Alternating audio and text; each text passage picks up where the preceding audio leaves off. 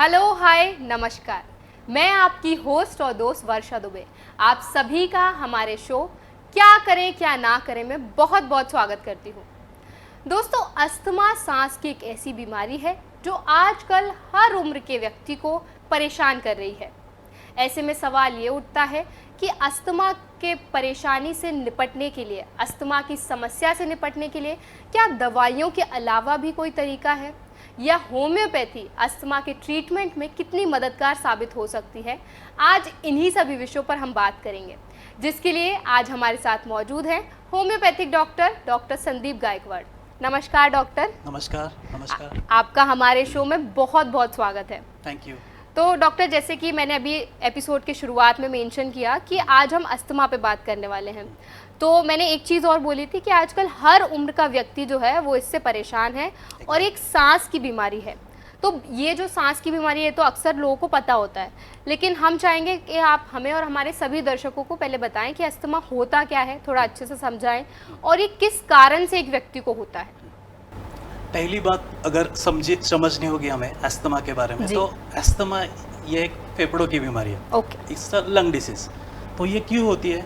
जो हमारे bronchial tubes होते हैं, मतलब जो वायु की धमनियां होती है अंदर जी, तो वो उसमें जकड़न होने के कारण या वो संकुचित होने के कारण वो सख्त हो जाते हैं। वो जो ब्रोंकियल ट्यूब्स बोलते हैं हम, जैसे वो संकुचित हो जाते हैं। और वो संकुचित होने के कारण क्या होता है, अंदर से जो हम जो सांस लेते हैं तो वो जो अंदर हवा जानी चाहिए उस प्रमाण में वो हवा नहीं जा सकती, और इस वजह से फिर सांस लेने में दिक्कत या कठिनाई हमें दिखती है।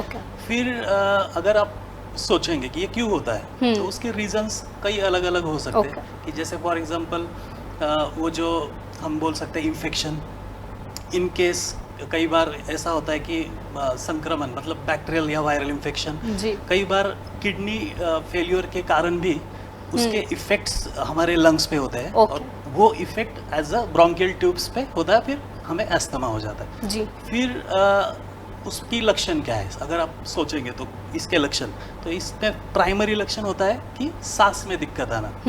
और फिर हम कैसे समझे कि होगा ये अस्थमा ही है। देखिए, अगर बैठे बैठे सांस में दिक्कत आ रही है तो कंफर्म ये अस्थमा का साइन हो सकता है। हाँ, चलो चलते समय या असेंडिंग पोजीशन या कभी हम बहुत ज्यादा चले तो सांस तो नॉर्मली फूल जाती है, लेकिन बैठे बैठे भी कई बार क्या होता है कि थकावट सी महसूस होने लगती है और सांस फूलने लगती है या दिक्कत आती है।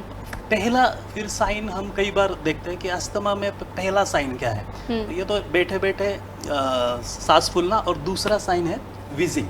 विजिंग मतलब क्या, जब हम सांस लेते हैं तो कई बार हमें सीटी जैसी आवाज आती है, that is called as a wheezing. और ये विजिंग जो है ये अस्थमा का साइन होता है। और क्या लक्षण होते हैं उसमें, तो खांसी और कफ जमा हो जाना, जो म्यूकस है वो जमा हो जाता है, क्योंकि अंदर ब्रोंकियल्स में, लंग्स के इंटरस्टिशियल टिश्यूज में सूजन होती है, और इस वजह से फिर कफ जमा होता है। ओके। सो डॉक्टर, अभी आपने कुछ लक्षणों की भी बात की कि ये सब अगर आप बैठे हो, आपकी तुरंत सांस फूल रही है, आपको थकावट महसूस हो रही है, तो वो अस्थमा का एक कारण हो सकता है, लक्षण हो सकता है। तो डॉक्टर, इसके ऐसे और कौन से ट्रिगर्स हैं? क्या कोई इसके ट्रिगर्स भी होते हैं अस्थमा के? एग्जैक्टली होते हैं। कई बार हम देखते हैं कि धुएं मतलब केमिकल का धुआं हो, या फिर कुछ तंबाकू का धुआं हो, या फॉर एग्जांपल कुछ पेट्स होते हैं हमारे पास, ठीक है, जैसे कुत्ता हो, बिल्ली हो, तो उनके जो फर होते हैं, जो बाल होते हैं, तो वो भी एक ट्रिगर पॉइंट हो सकता है। कई बार पर्यावरण का जो बदलाव है, एक्सेसिव ठंडी या एक्सेसिव गर्मी या चेंज ऑफ वेदर, वो भी एक ट्रिगर पॉइंट हो सकता है। मतलब वातावरण, वेदर के हिसाब से वो ट्रिगर होता है। इवन कई लोगों में हम देखते हैं कि क्या डस्ट हम बोलते हैं, जैसे धूल के जो कण है, तो वो भी एक ट्रिगर पॉइंट हो सकता है।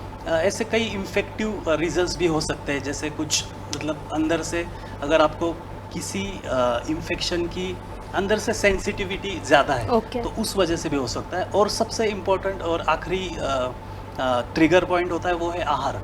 तो आहार में देखिए कई चीज़ें होती है, जैसे फॉर एग्जांपल कुछ लोगों को दूध के प्रोडक्ट्स, डेयरी प्रोडक्ट्स, या कुछ लोगों को फर्मेंटेड अगर फूड है, तो वो फर्मेंटेड फूड खाने के बाद भी अस्थमा के लक्षण दिखते हैं। मतलब हर एक व्यक्ति में उसके प्रकृति के अनुसार वो ट्रिगर कर सकता है। मतलब हर एक व्यक्ति का नेचर अलग है और उसके लिए ट्रिगर पॉइंट्स भी अलग अलग हो सकते हैं। ओके। डॉक्टर, स्मेल से भी क्या अस्थमा ट्रिगर होता है, किसी चीज की पर्टिकुलर स्मेल से? अगर कोई केमिकल है, इन केस कई बार होता है कि क्या परफ्यूम लगाते हैं कुछ लोग, तो ऐसे केस में अगर वो बहुत स्ट्रांग है वो परफ्यूम, तो कई बार हम देखते हैं कि अस्थमा उन लोगों में ट्रिगर हो सकता है। Okay, yes. तो डॉक्टर, क्योंकि हम अभी होम्योपैथी की हमने एक जो सीरीज़ है वो शुरू की है, तो हम चाहेंगे कि आप हमें बताएं कि होम्योपैथी अस्थमा में कैसे मददगार साबित हो सकती है। कैसे होम्योपैथी में पेशेंट, जो अस्थमा का पेशेंट होता है, उसको ट्रीट किया जाता है। देखिए कैसा है, homeopathy, homeo is a similar, pathy is a suffering. तो होम्योपैथी में सबसे पहली और अहम बात होती है कि उसका प्रिंसिपल सिमिलिया सिमिलिबस क्यूरेंटम, लाइक योर्स लाइक। तो देखिए व्यक्ति विशेषण के बेस पे और उस बीमारी के स्थिति के बेस पे और वो व्यक्ति के संवेदनशीलता के बेस पे, उस आधार पर हम व्यक्ति को या हमारे रुग्ण को दवाई देते हैं। तो कई बार क्या होता है कि देखिए पेशेंट्स आते हैं हमारे पास अस्थमा लेके, तो हम उनका पूरा शारीरिक, मानसिक या भावनात्मक स्तरों को ध्यान में लेके उसके बेस पे फिर हम होम्योपैथी दवाई का चयन करते हैं और उसको फिर हम उस पेशेंट को दे देते हैं। और वो पेशेंट 20-20 साल का अस्थमा, वो पूरी तरह से कुछ सालों में ही, 1-2 सालों में वो 20 साल का अस्थमा पूरी तरह से ठीक हो जाता है। इन केस वो अगर उस पेशेंट को बहुत अच्छा इफेक्ट आया, तो उन्होंने दूसरे कोई पेशेंट को मेरे पास लेके आए, तो उनका फिर दवाई अलग होता है। वो किस पे डिपेंड होता है? वो उसके लक्षणों पे डिपेंड होता है। ऐसे होम्योपैथी में ऑलमोस्ट 180 के ऊपर होम्योपैथिक दवाइयाँ हैं जो अस्थमा के लिए कारगर है। सिर्फ अस्थमा के लिए कारगर है, 180 से ऊपर। तो उस व्यक्ति के शारीरिक, मानसिक और भावनात्मक लक्षणों को ध्यान में लेके फिर हम वो दवाई देते हैं। मतलब 180 दवाएं, मतलब ऐसा है कि इनमें से तो कोई ना कोई पेशेंट को वो फिट करेगी वो दवाई, उसके लिए ठीक रहेगी। जी। तो डॉक्टर, जैसे अभी हम ट्रीटमेंट की बात कर रहे थे, आपने बताया कि होम्योपैथी में हम उनके सिम्टम्स को देख के ही उनको ट्रीट करते हैं। तो किस तरह के सिम्टम्स आप बेहतर तौर पे आइडेंटिफाई करते हैं उनके? सबसे पहला सिम्टम तो वही, हम जैसे मैंने कहा कि जकड़न, सांस में दिक्कत होना, और जो हमारे जो रिब्स होते हैं, तो रिब्स के अंदर की जो स्किन है वो अंदर खिंचाव जैसा महसूस होता है पेशेंट्स को। और कई बार पेशेंट्स, और हम क्लिनिक में बैठे बैठे भी वो व्हीजिंग की आवाज़ सुन पाते हैं जी। और इन केस अगर कोई छोटा बच्चा है तो कई बार उसके जो नॉस्ट्रिल्स है वो ब्लॉक हो सकते हैं। इवन वो ब्रोंकियल्स जैसे मैंने कहा कि वो भी ब्लॉक हो सकते हैं। और वो ब्लॉकेज होने के कारण प्रॉपरली वो जो एक्सहेलेशन या इनहेलेशन की जो क्रिया है वो प्रॉपर नहीं हो पाती। तो यही सबसे बेसिक आप आइडेंटिफाई। उसके साथ फिर खांसी हो सकती है, उसके साथ फिर कफ जमा होना, मैंने जैसे बताया। ओके।